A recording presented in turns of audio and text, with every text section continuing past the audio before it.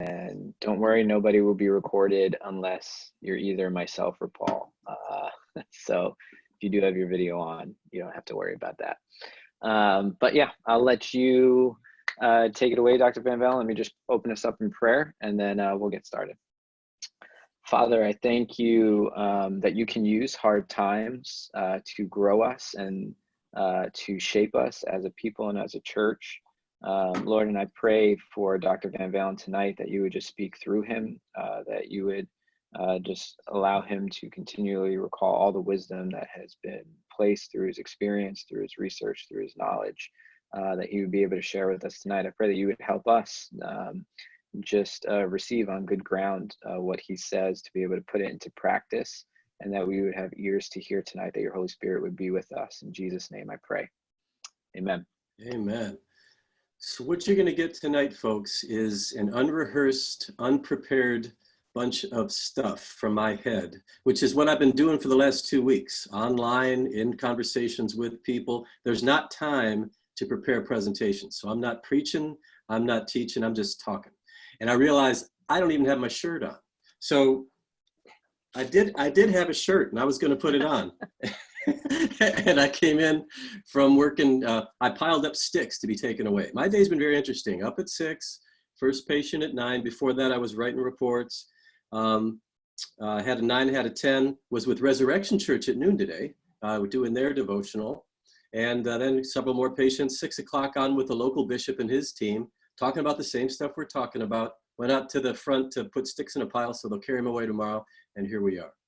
And so this is the way kind of life goes. You just kind of tumble from one thing to another. The first week, 2 weeks ago, I was tired. I was better this week, but this is my second week in a kind of self-imposed quarantine that the governor of Virginia made official a week ago Tuesday. So we're all, just like you guys are, we're hunkered in. Although I'm well aware of the risk and the stress being in the city. It's been called the epicenter of the world now. So I know there's a lot going on. I got a nephew, his name's John. He's a PA and he works in one of the hospitals in Manhattan. And for the last 2 weeks, he thinks 80% of the people he's seen have had the virus. So we're touched in that way personally. He goes home to his baby and his wife every night, and we're praying God's protection. We serve a big God. He's a real big God. And I was reflecting while I was picking up sticks about what I might say to you tonight. And he's a God big enough that when I was a little baby, he cared enough to rescue me from death. I had an infection. I wasn't responding. The pediatrician and my parents put hands together and prayed over me, and the fever broke, and I lived. My great aunt, it was a missionary it was then Formosa, the island of Taiwan, and she had to have a surgery, and it would have delayed her return for 6 months. And when she went in for the prep, she was healed. And she packed up her bags and she went back to Taiwan.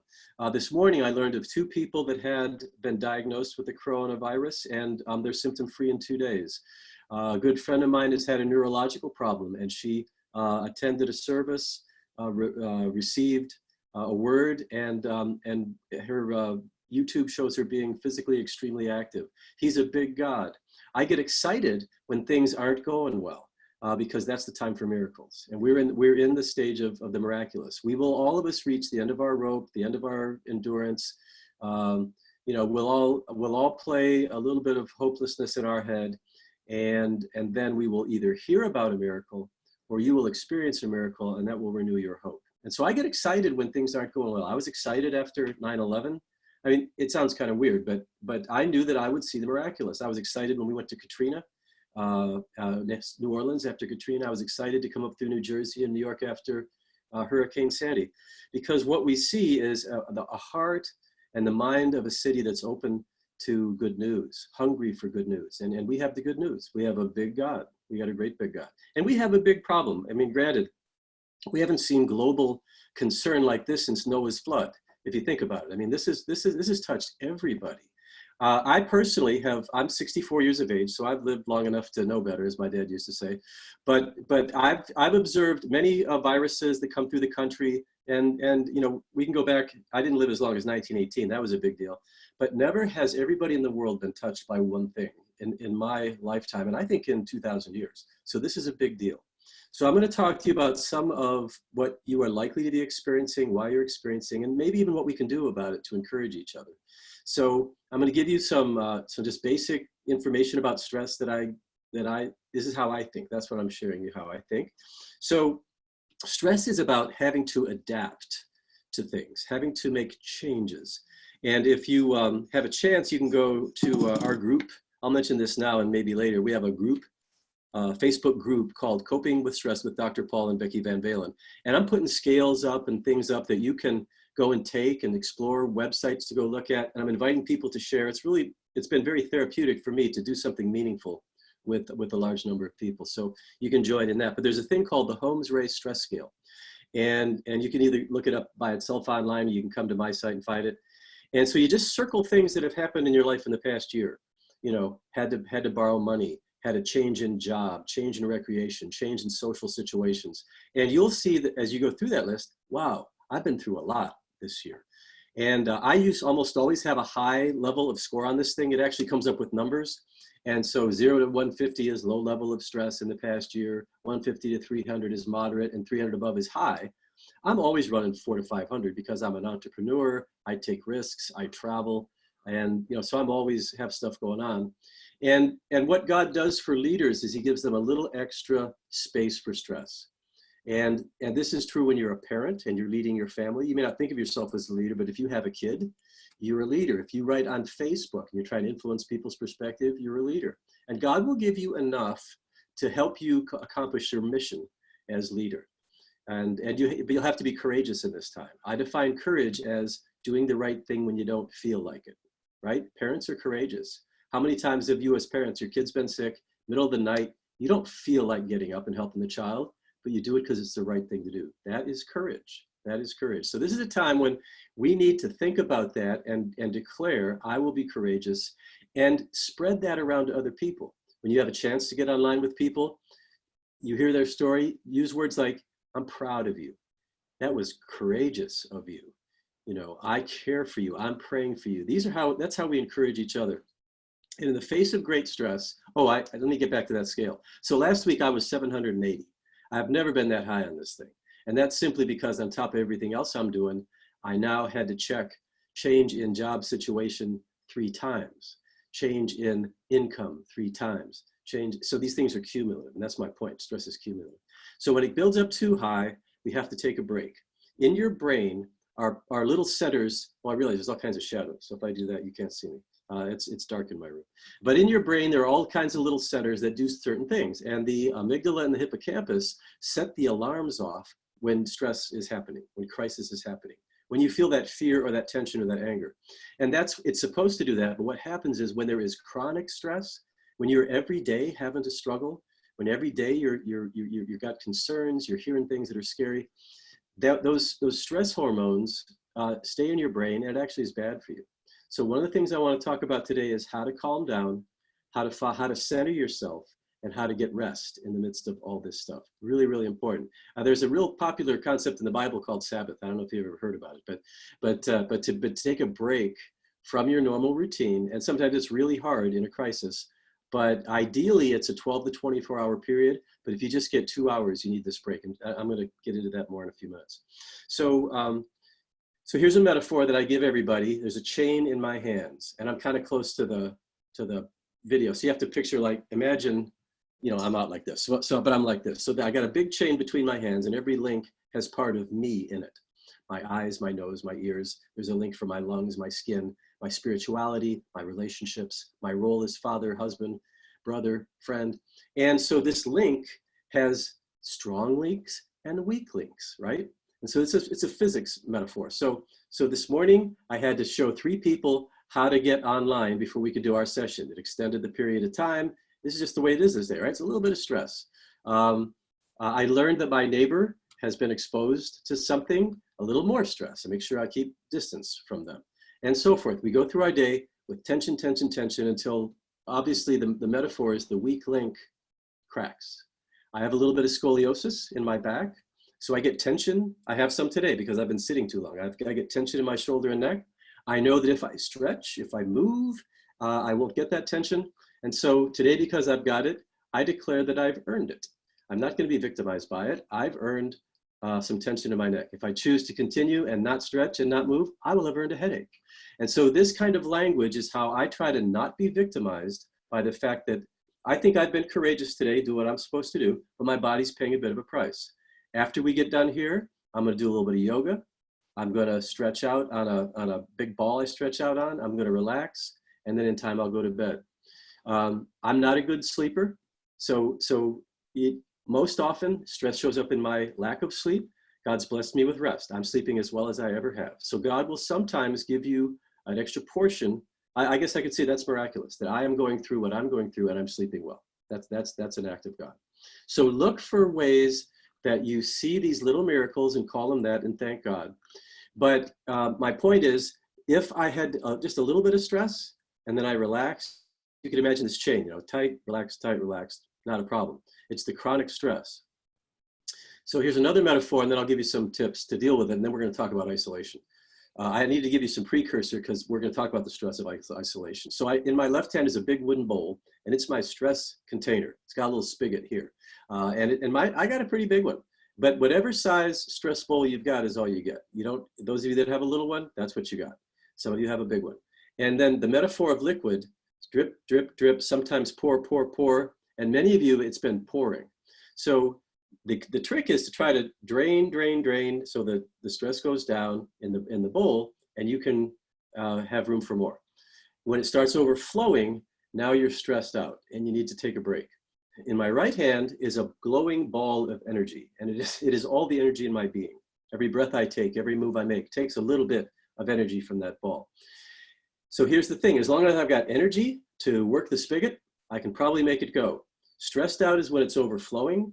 My good friend Gary Sweeten, who's one of my mentors, says stressed out is like running out of gas. Take a day off, metaphorically fill the tank, you're good to go. But if you get into a place where you have no energy, you've burned out all your energy and the stress is overflowing, now we're reaching into what we call burnout. My friend Gary says that's like a car running without oil, which melts engine parts. Now we're talking big repairs. So we need to look after each other, even though we're distant. You need to stay in touch with enough people so you can genuinely say to each other, how you doing? And we can encourage each other to health. I think you need to take a break. I'm willing to listen to you so you can get a little bit off your chest. I can handle this. I would like you to listen to me. I have very good friends. God's blessed me with really good friends. And so what I'll say, I'll text one of them and say, do you have a half hour for me to whine at you tonight? I'll say, and he'll say, sure. And so I'll whine for half an hour, and they know I don't want any advice. I don't want any encouragement. I just want to whine for half an hour, right? And so I get my whine off, and then we usually talk and joke, and I feel better. And I usually whine at my friends, stuff that I can't whine to my wife about. So it's stuff that she'd get mad about or she wouldn't be able to take. So we all need a place to whine. So that's really important. And you can offer that. You can say to those that you love, hey, I can be here for you. And we need to share day-to-day life together. And we need to share encouragement, and we need to share complaint. And I know I can't fix your problems, but I can be here for you. And this is point number one, that's social support. One of the biggest things you can do when that chain is just stretched tight is have meaningful engagement with somebody, which of course relates to a problem of social distancing, kind of. But we'll get to where that doesn't need to be a problem. So we don't want to burn out, and we want to watch each other. And so here's the thing with media. I'm in rather poor, I'm going to do this intentionally. So I'm in rather poor light, but I'm imagining that I have a good bit of the screen. That's probably how this works. And you can actually see my facial expression pretty well, right? And so my wife and I were with two friends, lifelong friends. Bob has been my friend since we were 5 years of age. You can't replace, when you're 64, you're never going to find a friend that'll last as long as that. So we make a point of getting together. They're in Michigan, we're here. And so we're doing this, we're Zooming together. And after about it was 2.5 hours. I mean, we did an evening together. So we sat down, we did this, we're talking, all kinds of stories, catching up. And Bob says, I've been doing a lot of this. He mentors young men, and he says, and I find it works pretty well. We see each other's faces, and we're paying better attention to whoever's talking than when we do in the room. We're not distracted by, what's going on around us. He says, we're really looking into each other's eyes. We're really talking. And I agreed. I said, I've been coaching people like this since 2006. I think it's a great vehicle. And if you have an iPhone, you can FaceTime. If you have any kind of device that has at least a camera and a microphone, you can do this. It is more difficult to do conference calls with a phone. If you don't have internet, well, you wouldn't be seeing this, I guess. So, but if you know someone that doesn't have internet, they can't do the face-to-face thing, but you can still get a free conference call number and get 3 or 4 people on the phone and talk to each other. It's a little more awkward because there's a lot of, you don't see the visuals, so 2 people start talking, but it's better than nothing. And so this is a true story. My stepmom, who's 83 years of age, I bought her an iPhone and taught her how to use it. And she was diligent to do it. And every now and then, for whatever reason, and we got her an iPad. So she has these 2 devices, and sometimes we're doing a Zoom thing and she can't figure out how to get her camera on. And so we just do what we have to do. So this takes me to another point I want to mention: grace. Give each other a lot of grace and throw out perfect. I want you to remember some of these phrases. I want you to throw out perfect. Perfect doesn't exist anymore. The term is good enough, and survival is good enough. So whatever you do, if you're a parent, don't expect your parenting to be perfect. If you're a husband and a wife, don't expect your marriage to be perfect. In this season, good enough is good enough. And the reason I say that is some of you are really stressed because you have difficulty accepting the fact that you're not going to function as well as you normally do. You have to believe me. You just have to really work really hard to accept perfect doesn't exist. I know this because I lead a group of therapists, and as we were teaching them to do telemedicine, which is doing exactly this with people, some of them just couldn't imagine not being able to see the whole person, see their hands, see their feet, see their movements. And I really had to coach them. And that's where this phrase came from. I said to one of my therapists, I said, look, you got to throw perfect out. You're a perfectionist. You have really high standards. Dummy it down here. Let's just make it through this. And later he texted me and said, I really needed that. And so you can share this with each other. Throw perfect out the window. This is a true story. So I saw that Home Depot or Lowe's, one of them, was having a big mulch sale. And I live in an area where people have yards and mulch and this kind of stuff. And my first inclination was, oh great, I'll get my old van, throw a tarp in the back, and go grab some mulch. And then I asked myself, is that essential? Nope, it's not essential. So my yard is not going to be perfect. It's going to be weeds, and it's going to be a mess, and that's going to be okay. We can fix it next year. And that's the way I want you to think about things. We'll fix it next year. Just take care of the essentials. So I'm assuming that since you're on here, you have had experience with doing FaceTime, doing social media, and doing that sort of thing. What you may not be used to doing or what you may be used to doing is just trying to present a perfect you. That's part of why I'm saying this. You may be trying to present on your Facebook posts, the most beautiful side of you, the most desirable side of you. And let's face it, we're all just regular people. So what I want to encourage you to consider is, can I find a group of people that I can be more transparent with? Transparency means I'm taking some of the boundaries down.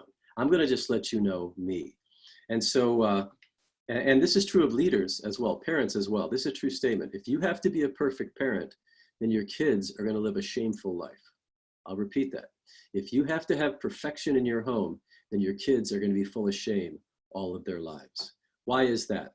A perfect parent can only, excellence is all that exists.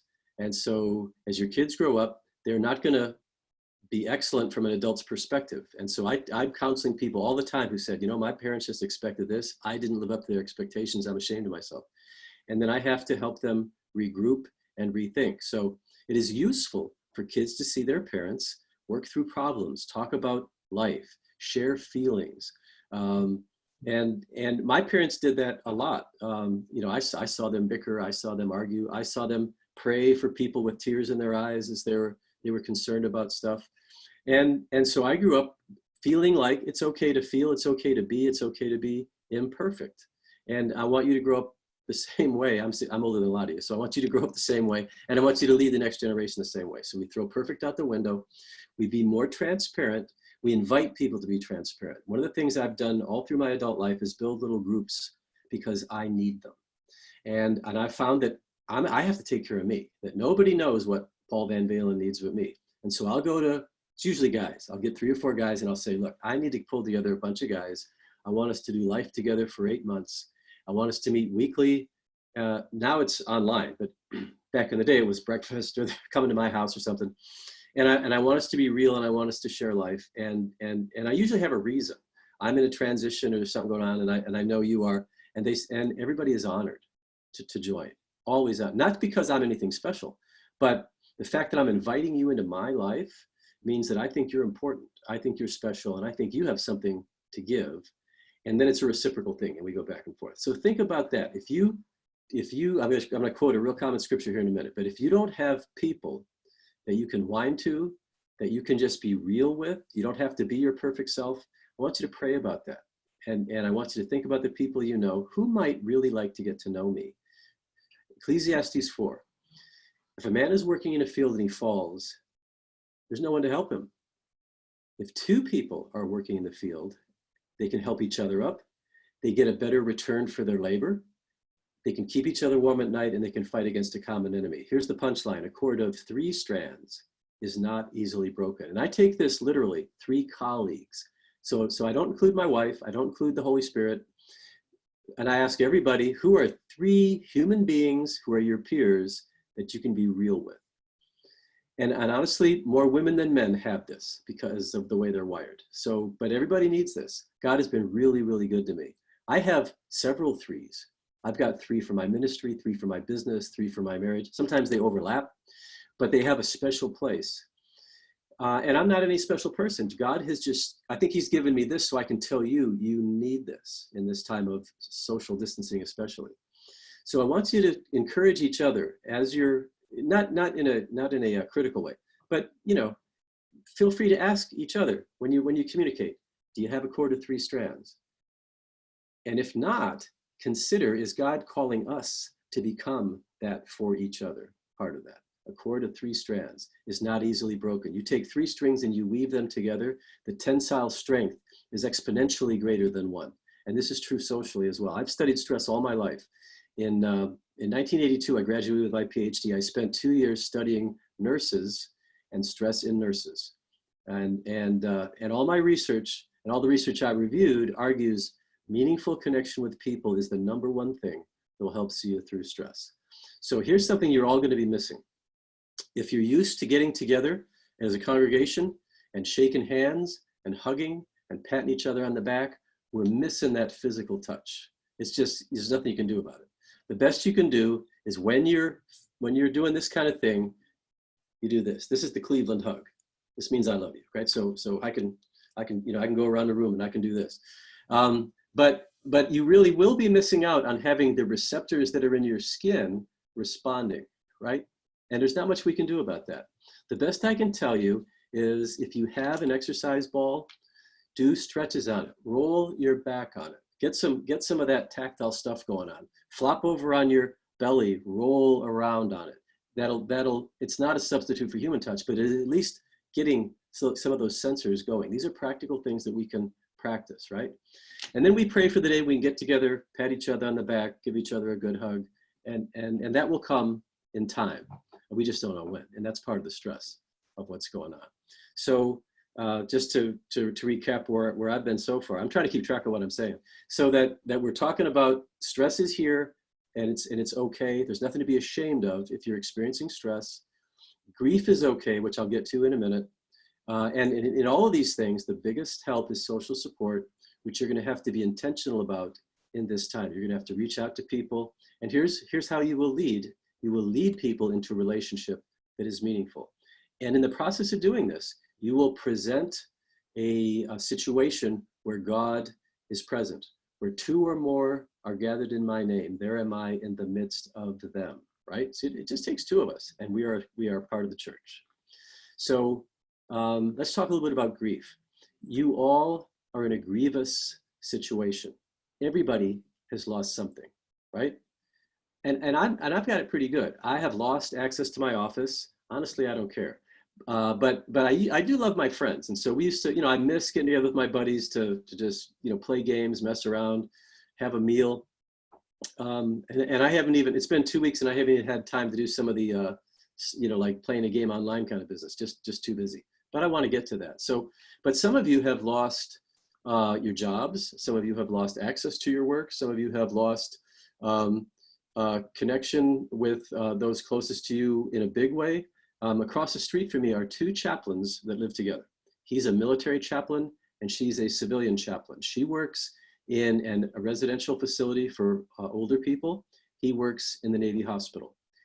He is intentionally quarantining himself in his own house away from his family. This has been going on for 3 weeks because he works in a hospital environment and she works in an elderly environment. I just learned about this today. And I really felt for them. I mean, they love each other, but they are not going within 6 feet. In fact, they are rarely in the same room. She and the kids live in one part of the house and he lives alone in his house. And so this is true courage. They both feel called to do what they're going to do. They both don't feel like it, but they are courageously doing this. And so we need to hear stories like that.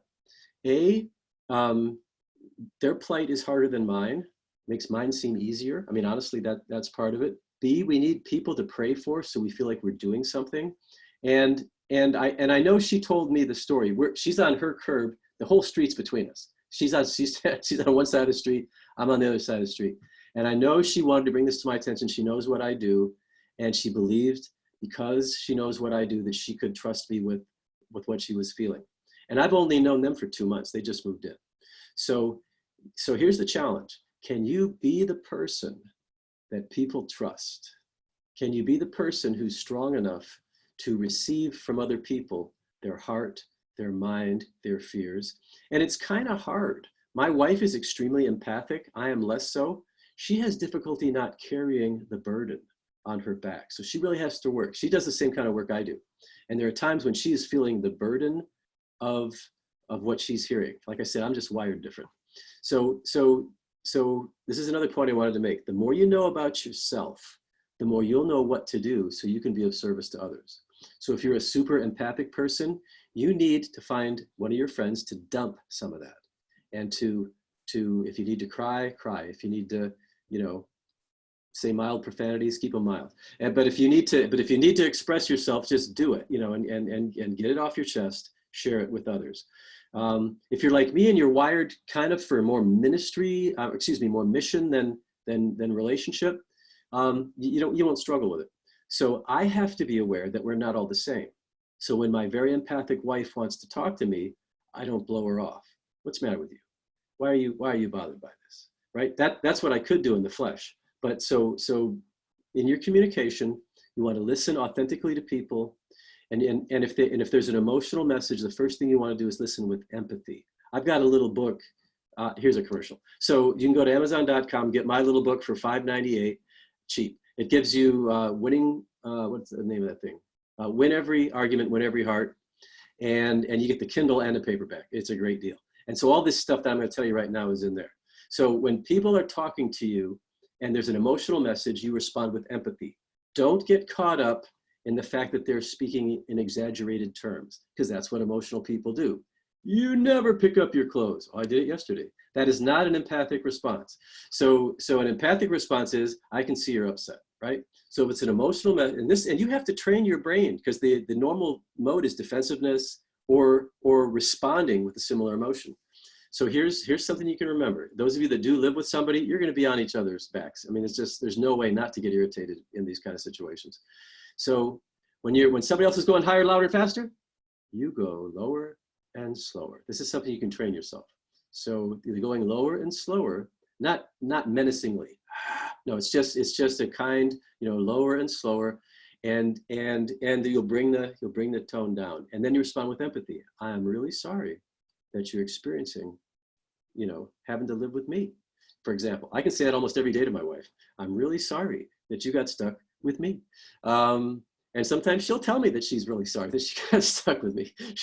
And but my point is, the response is empathy. When things are just factual, then we use what we call echoing. Hey, I need to go get some lunch. Oh, are you going to get lunch? That's an echo. That's an echo, right? But you have to discipline yourself so that you can be present for someone when they need to express an emotional message, particularly if it's about you. That's when we get really defensive. So my little book gets into all that nonsense. So let me see, what have we been through? We've talked about stress. We've talked about social support. We've talked about some ideas, at least how to stay connected. texting is great. And so I've been, since I don't drive to work, I'm saving about, I don't know, 9 hours a week. And I've been spending that on social media.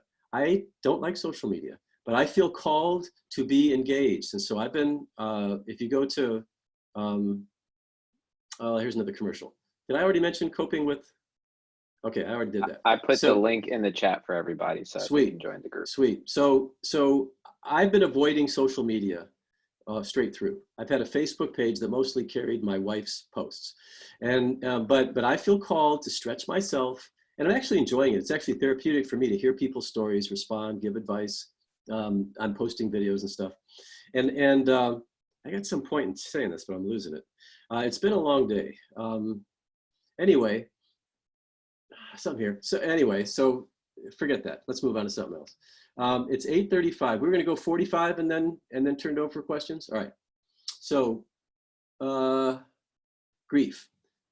5 stages of grief: shock and denial, sorrow, anger, bargaining, acceptance. Not necessarily in that order, right? So here's shock and denial. I'm still hearing stories that I can't believe.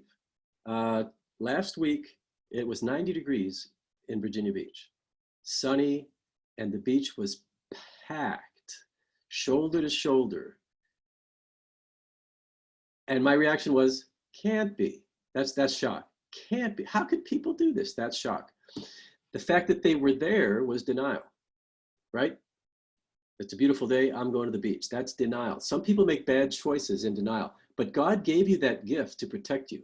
So, for example, my grandfather died the week that I was getting married. They had a propane-powered refrigerator. This is old school. So there's a tank that powered their refrigerator, and it leaked, and it killed him and damaged my grandmother. So I get a call 1 week before my wedding, your grandfather's dead. And this is my mom. And looking back, this was shock and denial. She was very calm. She said, your grandfather's dead. Your grandmother's in the hospital. You just stay there in Ohio, and we'll be down for the wedding. And my brain had no room for grief. There was no way I could be getting married and grieve the death of my grandfather. So I said, okay, what about my business? 3 months later, I was studying in my master's program. And I got my own therapist, and just one afternoon, I opened up the grandfather file that I tucked away in, and I started grieving. That is denial that is adaptive. I couldn't do it. And so if you are in performance mode, if you are a frontline medical professional, you don't have time to grieve. You have to stay in performance mode. So denial will help you, but don't let denial lead you into bad decisions. And that's where we need our other people, right? If I know you and I know, hey, you got to go to work. You don't have time to process this stuff. But I see that you're drinking too much, or that you're getting kind of sloppy with your equipment. I can say, hey, pay attention here, right? That's how we take care for each other. Sometimes we confront each other. So shock and denial. You all know what sorrow is. You've all felt it. You're feeling it now. The fatigue that you feel every day is a combination of cumulative stress on one hand, and the other hand is holding grief. And I experienced it really strong last week. Once I got my head wrapped around it, I'm expressing myself more, all kinds of stuff from friends and Facebook. And so I'm lighter hearted this week, but it'll hit me again. All I need to do is have a few friends get really sick, and I'll be back in that same place. My point is, you can't escape it. You can't fight it. You share it. You rejoice with those who rejoice, and you weep with those who weep. Anger comes out in all the rants in social media, R-A-N-T-S, rants. So, and you know what I'm talking about. I hate Trump. I hate the Democrats. I hate the Chinese. I hate Hitler. So I don't know where that came from, but every now and then I see that still. So, the point is, some of that is kind of okay. And I don't really get upset by it. I just say, okay, there's people ranting. They don't know what else to do with their anger. And so they are ranting. When it gets really bad, people actually hurt people. And so the anti-American, Chinese-American sentiment that I read about is not good. That's bad. That's just terrible. But, you know, I try to do all my ranting privately. My wife hears my rants. My good friends hear my rants. And I usually rant about the ranters. That's my favorite thing to rant about. And so, again, give yourself permission to not just whine a little bit, but to express your anger a little bit. if you use your words, you won't have to use actions. That's a really simple principle. We try to, every parent knows that. If I can get my child to use his words, he won't smack his sister as often. That's kind of how that goes. So accept the fact you're going to be angry, you're going to be irritable. Again, share it or channel it. Anger is a great motivator. One of my favorite phrases is better mad than sad, because sad makes you just kind of dysphoric and mad gets you going. But you have to kind of know how to channel it. The third is called, the fourth is bargaining. And that is a little harder to put your finger on unless you find yourself praying, God, if you do this, I'll do this. I'll be a good boy if you will bring me a sandwich. That kind of thing will go on. And that's usually pretty transient. And then acceptance is you're going to come in and out of that until this really has settled. Acceptance means I get it. I don't like it, but I can see myself living in the moment. Now, here's the thing. The bigger the loss, the longer it takes to get to acceptance. What do I mean by that? When my mother died, my father's life was totally turned upside down. And this happened in 2001. Because every room he went into reminded him of her. Every meal he made reminded him of her. So the more your life is changed, the more grief you're going to experience. The people across the street, I really feel for them. He comes home every night and he goes to his bedroom. So the conversations every day reminds them that things are different. And so that's really, really challenging. So do what you can. What do? Do what you can to make things as normal as possible and create a new normal. How do we do that? Don't let yourself, if you're unemployed currently and you're at home, don't fall into what I call vacation mode. Staying up to 3 a.m., sleeping till 3 p.m., just drifting from the bed to the refrigerator. There is stuff that you can do that is good for you, but you have to make yourself do it. And here's where the community comes in too, right? If you all were really to buy into this, you'd be communicating with each other and say, when'd you get out of bed? What? Paul said you got to get out of bed. What do you mean you got out of bed at 4 p.m.? And you can encourage one another with a little bit of confrontation, right? So here's the truth of the matter. If you really want to maximize stress management, you'll be in bed at 10:30. You'll get up at 6:30. You will exercise. You will get something to eat, and then you will do something meaningful. Even if you're not working, you'll find something meaningful. So I've found I've got plenty to do, but I found meaning in my posting. It gives me, I think, I talk about what I want to talk about. It has great meaning. Some of the most meaningful things that you can do is simply encourage people. And I'm sure your pastor is already really, he's probably preaching this already, but some ideas that I like that I've heard from pastors is get a list of the people in your church, choose one person a day to pray for, and then let that person know that you authentically prayed for them and what you prayed for. That is hugely encouraging. And we can all do that. That is meaningful. And so that kind of thing where you're reaching out, you're having meaningful conversations, you're looking for them. Now you may say, Paul, you're just talking about stuff I'm not ready for. I'm too shy. I'm too quiet. I'm an introvert. I'm not even sure anybody likes me. I've been there. I'm talking to you that was me as a kid. So I already know that you don't have to live your life that way. I was so shy as a little kid, I couldn't look an adult in the eye and say hello. I would hide. And I was done when I was 25 doing that. But it lasted a long time. I'm being facetious here. It was long before I was 25. But the Lord will take you, if you're willing to stretch yourself, and give you the kind of courage that you need. What's my definition of courage? Doing the right thing when you don't feel like it. And so I'm saying you may not be used to reaching out. You wait for people to reach out to you, and you're going to live in a state of disappointment.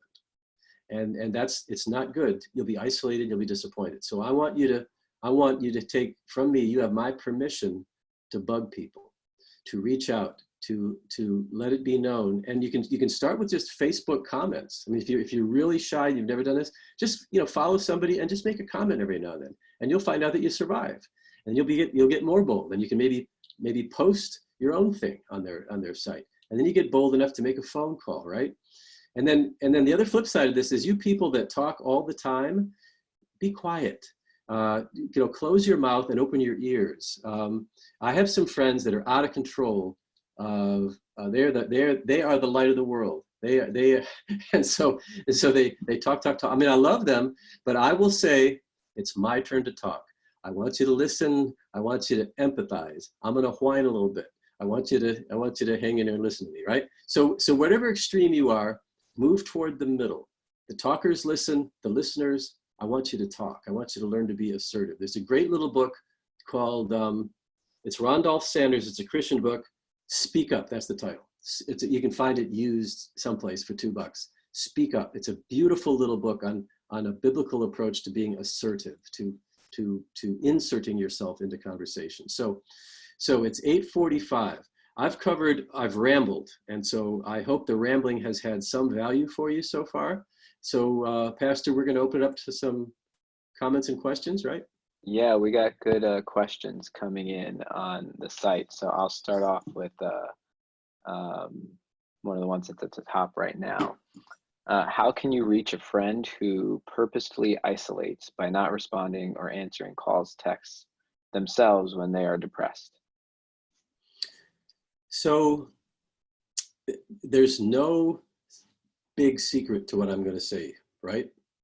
I'm going to talk more about how you feel. I mean, if someone really doesn't want to respond, there's nothing you can do, right?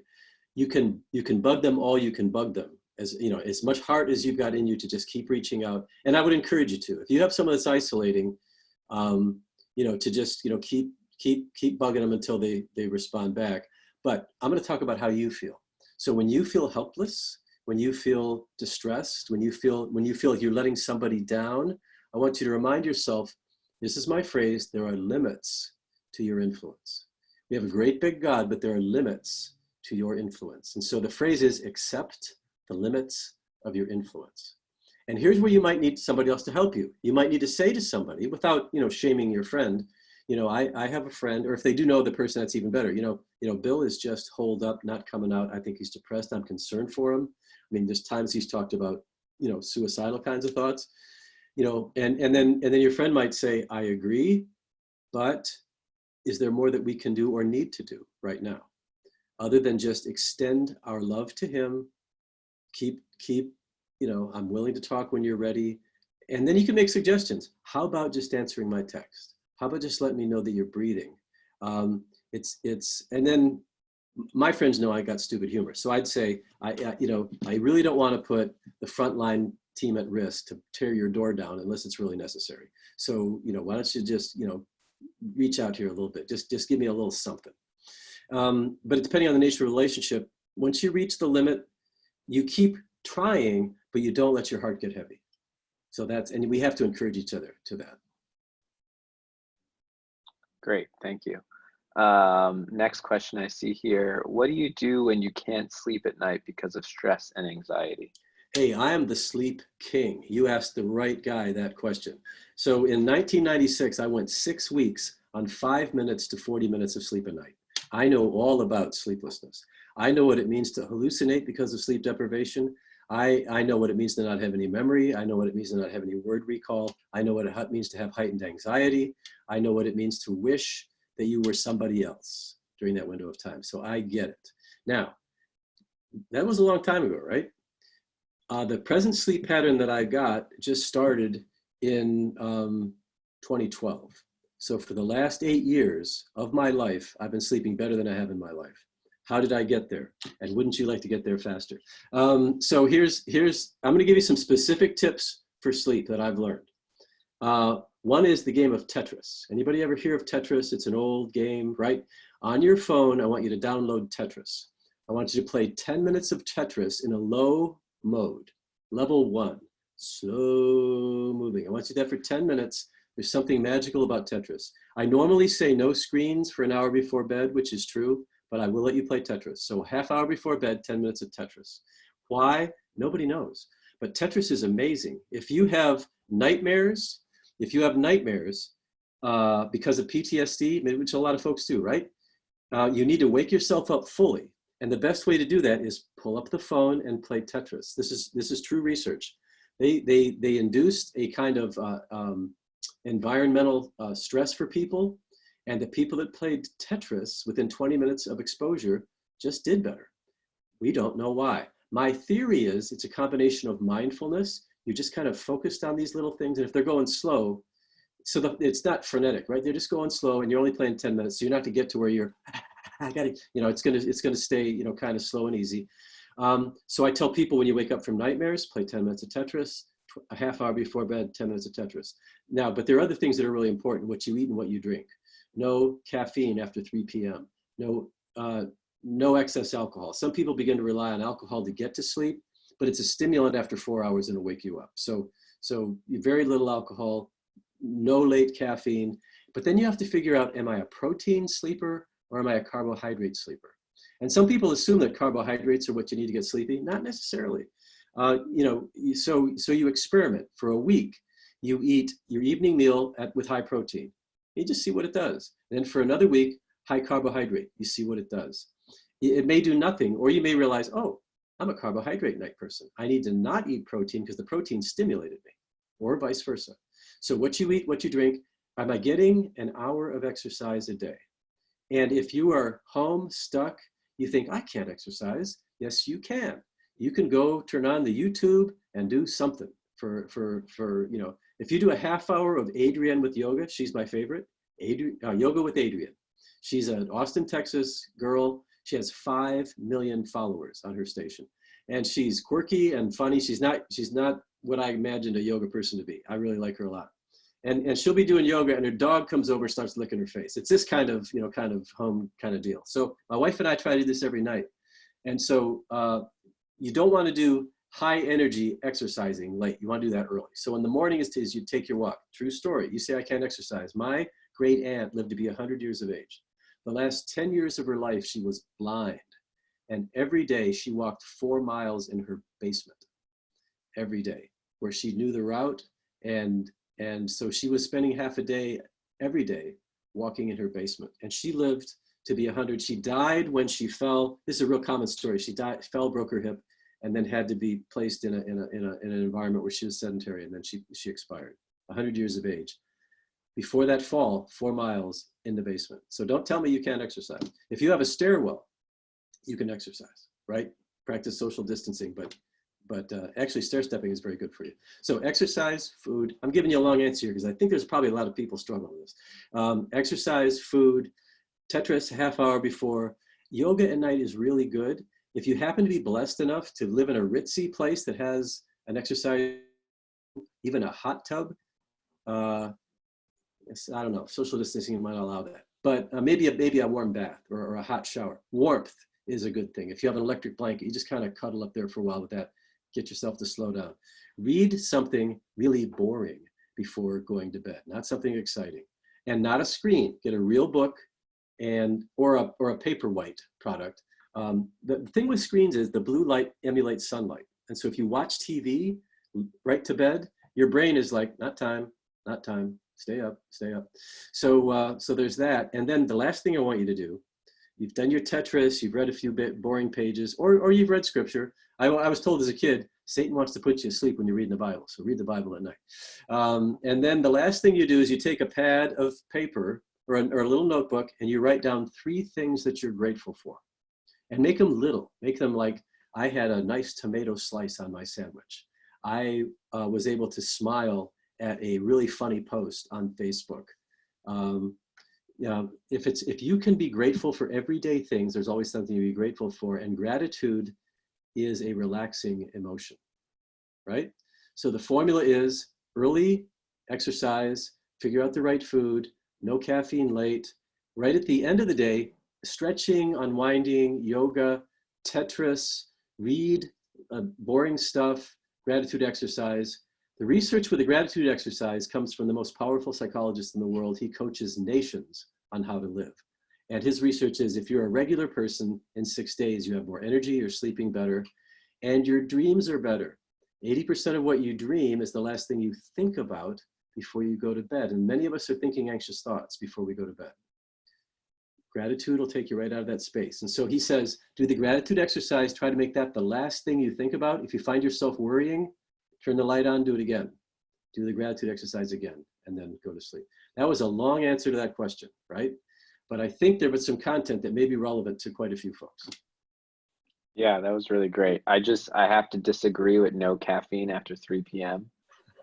because my coffee shop runs on a lot of them buying caffeine after 3. So, I'm just kidding. well, let me ask you this. Do you sell decaf? We do. We All right, there you go. do. There you go. All right. Yeah, we got some more questions. So here's another one that's in. How do I protect my spouse from my empathetic grief and anxiety over these times when he's asking me how I'm feeling? What can I say without adding to his stress? You can't. You have to take turns sharing your stress. So I'm going to give you a really concrete way to do this. Things are so intense, you can't go back and forth. I can't take a half hour and dump on you, and you take a half an hour and dump on me. So I call it safety days. And usually I apply this to anger when I'm teaching couples to deal with their anger, but I think this applies here. So you say to your husband, look, Dr. Paul, weird as he is, says we should try this. So let's try this. Monday and Wednesday and Friday, you're going to listen to me. Monday, Wednesday, and Friday, the husband's going to be I call it the good enough listener. Tuesday, Thursday, and Saturday, the wife is going to be the good enough listener. And when it's my day to speak, I can whine, fuss, complain, moan, expletive, all that I want, because it's your job to listen. And I can do this. And when my wife and I first tried this in 1989. And so I would get up in the morning, I'd remind myself it's Monday, I'm the listener. That means I'm not going to whine, fuss, or complain, but I'm going to be open to her. And we had a very traditional home back then. I drove to work. She had 2 little kids at home. And I would drive home from work and say, I have no idea what I'm getting into. She could have been living in hell or living in heaven. I have no idea. So I would prepare myself to be the good listener. I would remind myself, I'm not going to fuss. I'm not going to whine. I'm not going to complain. I'm just going to listen with empathy. That's what you listen with, empathy. All I had to do was stand there and say, that was problematic when your son bit the other one's ear off. That was challenging when they stuck the dog's nose in the pool and wouldn't let him out. And so you kind of do this sort of thing. And then tomorrow I wake up and say, hey, I can just relax. If I feel something I want to share, she's going to be ready to do it. And what I've found is that when I teach this to couples, at first they do it really badly. But that's true of everything, right? When you learn to ride a bike, could you just, you ready for the Le Mans? Come on. So we just try. And so we realize, okay, we forgot, we got into a fight or we got overburdened or whatever. But here's the other thing about grief, since we're talking about that. You can't be the only support in each other's life. So there are times when I have listened to my wife and she's got a whole lot more to share, but I am authentically telling her, I can't hear anymore. And so this is self-knowledge and being transparent and being real. I want to be here for you, but right now, I'm going to get overwhelmed. And then that means even though she's telling me sad things, I might respond with an irritated, passive-aggressive tone, right? And so I will say, I would love for you to take a little time and talk, and I'll name a specific friend, and she will give that person a call, spend the next half hour with that person, and now we're good. So I have listened well, but then I've been honest and I said, I kind of am done. I need a break. And if you need to talk now, and that's where the core to 3 strands comes in. I know who her supports are, right? So it's a combination of taking turns. So you can't, in other words, I'm now, I have to acknowledge that maybe your home isn't safe. Maybe you have to not share certain things, but I'm assuming that you're 2 adults who are caring for each other, trying to grow together and have a good, responsible home. You can't protect each other from the stress that you feel. You have to take turns sharing it. That's my answer. Awesome. Thank you. That was really good. Next question is around fear. How much fear is too much fear when you are vulnerable to COVID or someone close to you is? How much fear should the Frenchman feel? So that's what that kind of sounds like. So you feel what you feel. I do not want to be saying anything where you feel you would judge yourself for what you feel. I'm feeling too much, therefore there's something inherently wrong with me, right? So there's a difference between fear and anxiety. Fear is an emotional experience with a threat right now. And so you need this emotion. So if I'm in a grocery store and a person next to me just starts hacking and coughing, my fear should cause me to move away, right? To do something. That's what fear is for. Fear and anger both are high energy emotions. It's fight or flight, right? So now anxiety is about thinking about things that might be fearful, but there aren't in the room right now. And so you can work with that. But I would never want you not to be afraid if you need to be afraid. That just would be crazy. But if you're talking about anxiety, some people have illnesses of anxiety and they need therapy and medicine. But honestly, anxiety is going to be a normal feeling in this time, this day. And so, so what do we do to stop with anxiety? I use scripture a lot in my own head and in sharing with people. Philippians 4 is my favorite chapter to quote. It is full of good stuff. Be anxious for nothing, but with thanksgiving, let God know about your requests, and he will guard your heart and mind in Christ Jesus. Verse 9, whatever is true, whatever is pure, whatever is lovely, whatever is worthy of praise, think on these things. But I can't, Paul, I can't do it. In this same chapter, I can do all things through Christ who strengthens me. In this same chapter, I've learned to be content in all things. There are powerful suggestions in Philippians 4. It's the most quoted chapter that comes out of me, besides Ecclesiastes 4. So the most quoted chapters are Galatians 5, fruit of the Spirit versus deeds of the flesh. You can judge your life by it. This day, was there outbursts of wrath? Was there anger, dissensions, jealousies, heresies, drunken orgies? Or was there love, joy, peace, patience, gentleness, kindness, goodness, faithfulness, and self-control? So that's a great little text for what direction am I going today. Ephesians 4 is one of my favorites. Each one put away lying, speak truth one to another. And I could give you a 4-hour lecture on what that means. Be angry, but don't sin. Don't give the devil a foothold. Don't let the sun go down on your wrath. So there's a lot in that little chunk. But Philippians 4 is my go-to passage from the counseling chair. So God is not going to judge you for having anxiety, but he has given us some tools to work with. So one of these tools, now this is for you obsessive worriers. This is super practical. It's brilliantly simple. So sometimes we are feeding our anxiety because our thoughts are looping. You know, I'm worried, I'm worried, I'm worried, I'm worried, I'm worried. And they'll just come in out of the blue. I'm trying to get in bed. Boom, here it comes. I'm worried, I'm worried. We call those obsessions. They're intrusive negative thoughts. Anybody could have them. Some people's brains work more this way. We know exactly how they work. If I was to drill a hole here and here, they would meet at a place as big as my little finger called the right caudate nucleus. It's the automatic transmission for thought. On the left side is the automatic transmission for movement. Obsessive compulsive disorder is intrusive thoughts and compulsive movements. So if you're one of those people that has to have the thermostat exactly on the number, the TV, we don't have TV dials anymore, so that's an old thing. All the pictures have to be perfectly aligned. You may have some compulsions, right? Obsessions are the thoughts. So this is the deal. For either obsessions or compulsions, you get a nice rubber band that is not too tight for your wrist, and you put a rubber band on your wrist. It's got a 2-part intervention. The first part's called thought stopping. Thought stopping is you decide, I believe God would like me to work on my fear of getting the virus this week.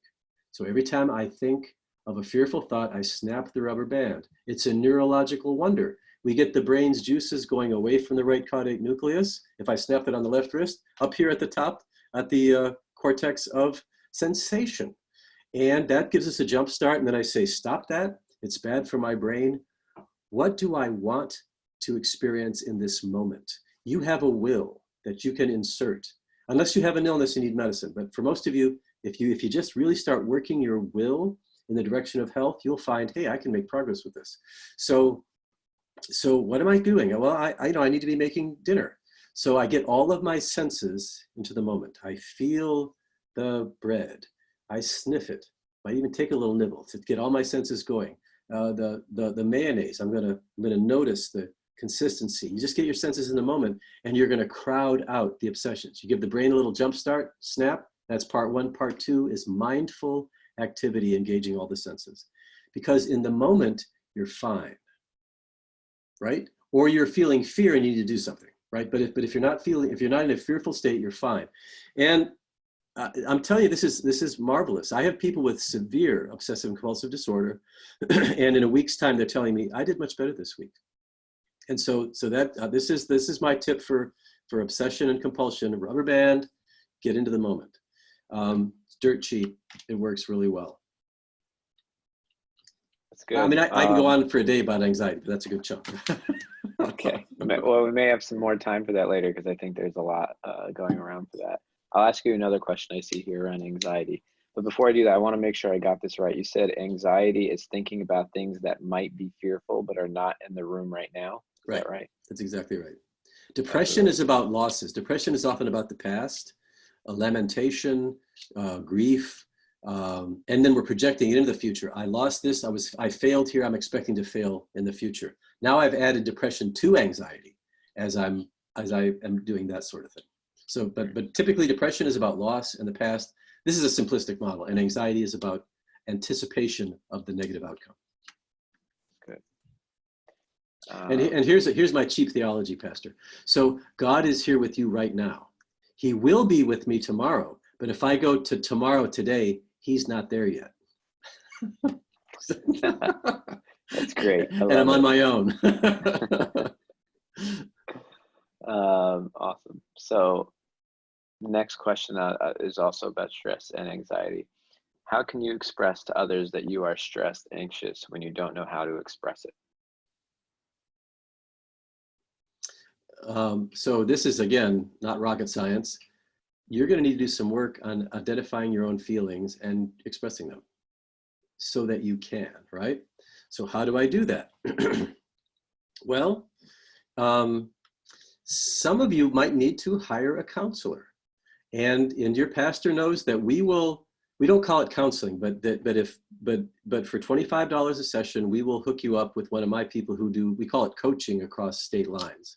But you can work on empathy, or what you do, if you know somebody that's really good at expressing their feelings, you copy them.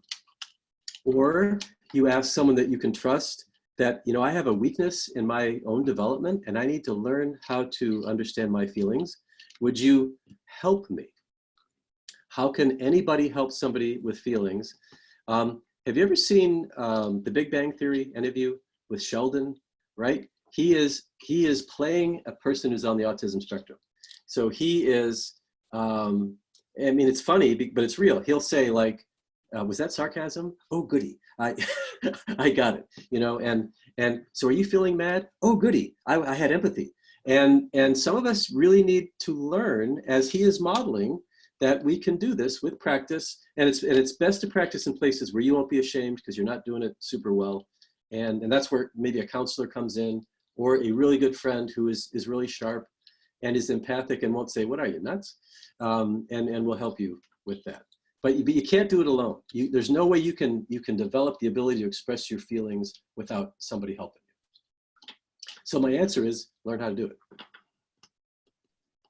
That's great. So, and you said you can do that. The two ways you would suggest is a counselor or a friend that is Has the close enough that skills. It has the skills, yeah. right? Okay. Yeah, Yeah. so this is a again, most of what I say isn't rocket science. We all live a storyline that, if we're not careful, has been written for us. It's the line our parents wrote for us. It's a line that the culture is writing for us. It's the storyline that Satan's writing for us. And so we have a will, and we have a church. And you can't see everybody's face because some of you don't have it on, and some of you aren't even in the room that you have the light on. But you have all you need. This is something I say to every church. We have what we need right here in the room. We just have to figure out how to capitalize on it, how to access, how to motivate. Two heads are better than one, all that kind of stuff. So some of us have to be honest and say, I just don't know how to do this, and will you help me? And then we have to trust that we will not be ridiculed, judged, cast out, that the other person will say, yes, or, I'm probably not the best person for this, but let's go together and talk to this person who probably is really good. I have a friend who is socially brilliant, right? I go to him all the time and I say, Richard, here's my situation. I'm thinking of doing this. What do you think? And he's really good. First he'll say, here's what I like about your idea, but I might do this. And I always do what he says he would do. That's a good friend, right? He doesn't ridicule me. He's really good. He may think my idea stinks, but he'll find things to encourage me. So I keep coming back. He values my friendship. Sometimes I give him some really good stuff. So if you don't have these kind of relationships, you pray for them. You think about, who do I know? You take a risk and you start building them. And you will learn how to do this. That's good. Thank you. Last question I'm seeing on here is, how do you cope with someone close to you possibly dying in a hospital and you are not allowed to go see them? This is hard. And this is a reality that people all around the world are experiencing. So you're not alone here. Before this is done, a good portion of the world will have this experience. And so, so my suggestion is you find someone to share your grief with. And I have no idea what access you have with your friend, whether you can text, whether you can write, whether you can convey a message through somebody, I don't know. But you explore that avenue. So at least you feel like I'm trying to communicate. But you have to trust that, and so here I'm gonna get a little, I don't want this to sound spiritually cliche-ish. This person's in God's hands. In fact, this person's closer to God than you are. Did anybody see It's a Beautiful Day in the Neighborhood? If any of you saw it, I think it is a really good movie. But then I'm old. But Tom Hanks does a beautiful job of conveying this guy who is the nicest person alive in his era. And there's this one really beautiful scene. I guess I'll spoil it for some of you. So there's a guy that's dying, and he leans forward and he whispers in this guy's ear. And then he's walking out with this guy's son, and the son says, "What'd you say to my dad?" I said, "I figure he's closer to God than anybody right now, and I asked him if he would pray for me." and so if you can communicate with someone who is dying in any way, do it. Tell them you love them. Ask them if there's anything that, this may sound stupid, but ask people what you can pray for, and you might be surprised what they say as they're dying. But you're going to grieve, and you need somebody to share it with. You're not going to be able to, and you have to do this. Do not beat up on yourself because you didn't get to say goodbye. Do not beat up on yourself, or just beat yourself a little bit and have your friends say, "Stop that, that's crazy. Don't knock that off." And so again, I'm going back to a phrase I used a long time ago. We have to accept the limits of our influence, always. And so you can't necessarily influence this person. You have to pray that the Lord will be there, protect, shield, and carry him or her home to glory in a manner that is befitting who they are. And then we grieve amongst ourselves, and we cry. I had the biggest doses of grief ever after 9/11. Those of you that are old enough to remember that, it was intense. My mother had just died, and so I was one of the people that shouldn't have gone there because I'm carrying my own bag of grief. But I just shared it. People would say, I would introduce myself. "My name's Paul. I'm from Virginia Beach. We're just here to be with you. And I just let you know my mother died." And then we would just start crying, fall in each other's arms, and I would learn all kinds of stuff. And God used my own grief to give other people permission to grieve. And so this is going to be a time of grief, and we mourn with those who mourn, we rejoice with those who rejoice. And also give yourself permission to live while this is going on and after. My mother was dying of cancer. We were in her home. She was comatose. We were standing by her bed. We sang hymns for 2 hours, expecting her to die. Well, she didn't. So we went and played putt-putt golf. And we were laughing and joking, and then we came back, and we were sad, and then the next day she was still living, and there was a golf tournament. We'd go in the next room, watch golf a little bit, and we'd come back in and grieve. My point is, there's a place and a time for grief, and there's a place and a time for life. And you just have to keep going. Give yourself space, give yourself time, but keep living. You can really honor the people that have gone by living well. That's good. I'm going to ask you some anxiety management. How do you, how do you recognize when you're kind of, this is anxiety, this is not good, I need to get off of that, when you are prone to that? So we're back to, you have to develop so here's an easy exercise. If you really can't tell this, then you do some deep muscle relaxation exercises. This may sound totally unrelated, but you'll see how it ties in. So deep muscle relaxation is sit in a chair comfortably, just relax, uncross your legs, just sit in a chair comfortably, close your eyes perhaps, and then you start with your toes and you just clench them. And you notice how it feels. You clench your toes, you squeeze, you relax.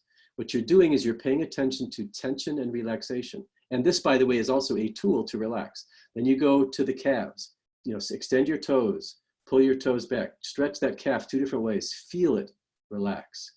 Thighs, hamstrings. You can go online and find all kinds of guides, or just go up the body parts and figure, how do I crunch it and how do I relax it? Fist, ends, muscles, back, chest, neck. And what you're doing is you're educating yourself what tense feels like and what relaxed feels like. This will help you when you feel the muscle tension of anxiety, say, oh, tense. What can I do to relax? And you've already developed a tool. I'm going to compress my neck muscles. I'm going to relax my neck muscles. I'm going to stretch my neck muscles. And just doing that is getting your mind off of your anxiety. So that's a beginner's kind of entree into that. That's great. Another question that came in, how can you encourage others with scripture when they are unbelievers? Okay, so here's my approach. When I get to know people, I tell them, you know, I like to refer to wisdom literature in my conversations, and mine is the Bible. Would it offend you if I sometimes refer to scripture? And it's always got two parts. And the other thing is, I have a really stupid sense of humor. Would it offend you if I say stupid stuff? And so this is, I realize this just has sort of evolved, but I'm asking them if I can be wise and stupid. Who could say no to that? And then so but I don't preach at people. But like I'm talking to you, like say we're having a conversation about anxiety, I say, well, you know, the Bible says that thanksgiving, that gratitude, I won't even try to, you know, necessarily lay, you know, come to Jesus on them yet. I'll just say, you know, the Bible talks about anxiety and says if we can work toward gratitude, and here's the verse, be anxious for nothing, but with gratitude, tell God what's bothering you and he will guard your heart and mind in Christ Jesus. Now they're hearing all about Jesus. I might not be, you know, trying to do a hard sell here because they're really just talking about anxiety, but they're hearing about it. And I'll say, and then I'll give them, you know, you've got tips from me. And I'll say, you know, we can learn to relax. We can learn to identify anxiety.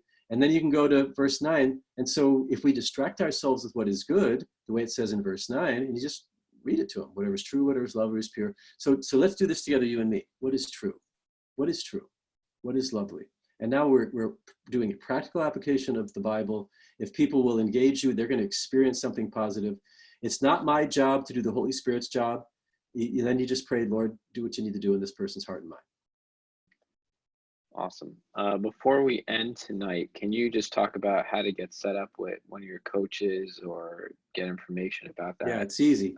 Pastor has my permission to give you an email. You can message me on Facebook and my direct line, which is different than my home phone. I have a mobile number that your pastor has, but this number I give to the world. And it's a Google voice, so it comes, you know, I can record them. It stacks up in my email so I don't forget. And so if you want to type this in, Pastor, it's 757-976. Is that it? 967. No, it's 757-967-7372. 757-967-7372. And you can text me or call me. Don't be offended if I don't pick up. I have a pretty busy schedule. But you'll be in my email and everything and we do that. And so the way we do this is I usually make the first contact. And so it's just a 10-minute conversation. You know, I say, so I tell you, I got 10 minutes. And in this 10 minutes, I'm going to learn enough about what's going on to be able to tell you what I think we should do. And then we talk and I'll say, here's the person I want you to work with. Let me contact them. And with your permission, I'll let them reach out to you and we go. And then from that point on, you're scheduling with that person.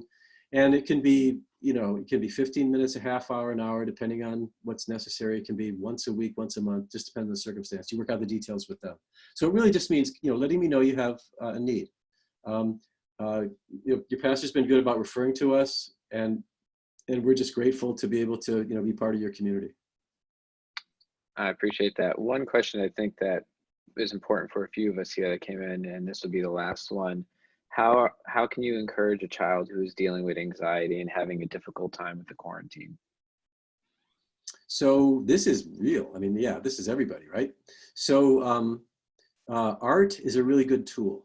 If you're able to have crayons and paper, that's awesome. If you only have a pencil, that's something. So you can start a project that is a child's journal.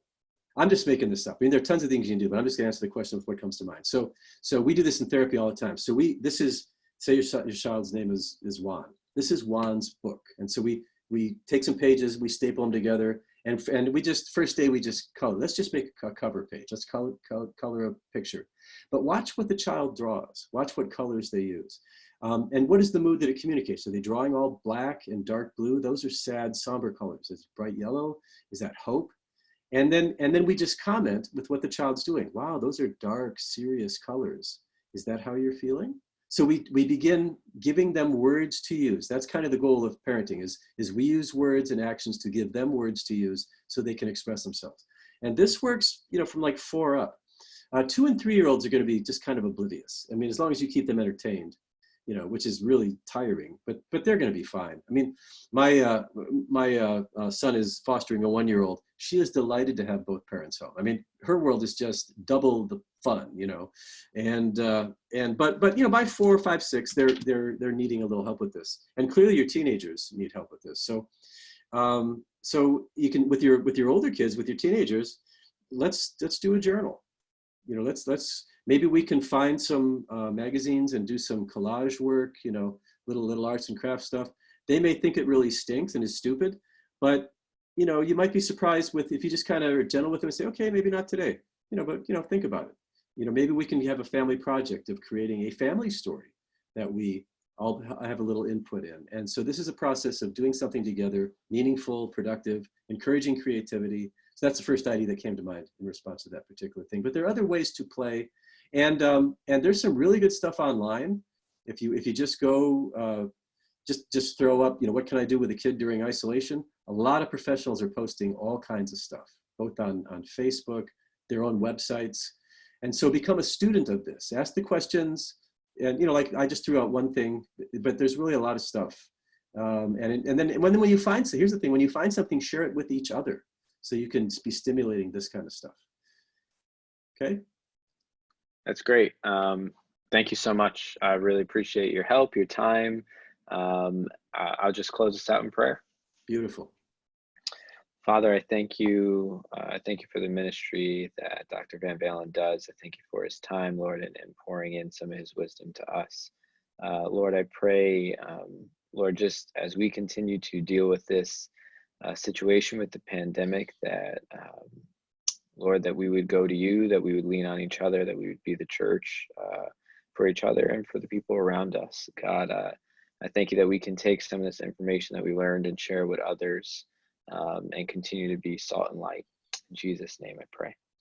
Let me say one more thing. In Virginia right now, all the insurances are not requiring copay for any medical treatment. I don't know if that's the case in New York, but if some of you do have insurance and you had a huge deductible and that was real discouraging, you had a huge copay, that might be gone for the next 60 days. And so you might be able to use resources that you never would have thought of using before. I just thought I'd throw that out there, Jeff. Yeah, I did read something like that today. I believe it was for New York as well. So that might be across the board. I think it's nationwide because it includes Medicare, which is a nationwide kind of thing. But I didn't want to speak out of turn. So anyway, there may be resources that you never would have thought of using also as you're moving forward. Thank you for letting me come in. Yeah. Thank you. I really appreciate it. I know I took some good notes. I'm going to share with the church, and this is recorded, so we will be able to pass it along to others. Sweet. Yeah. But everybody have a good night. Let me say one more thing. These were real, transparent, courageous questions. I really think you did a great job of just just doing it. So thank you. We did community tonight. Thank you very much. Yeah. Thank you. I appreciate your time. Goodbye, everybody. Love you all. See you soon. Bye-bye.